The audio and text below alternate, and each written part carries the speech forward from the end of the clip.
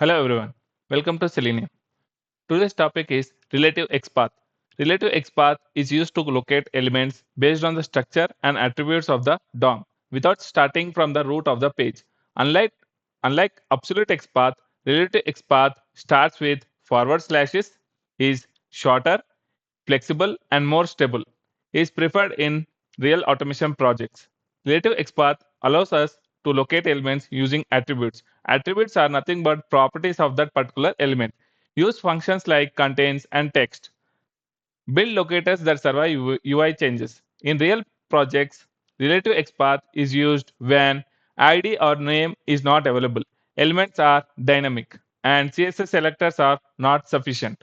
Now, in the script, if we see, we have used By.XPath and its relative XPath. This is the relative XPath. Once we run this script, you will notice that the XPath which I have used starts with forward slash input tag and also the name attribute. Selenium finds the element based on attributes and interacts with it.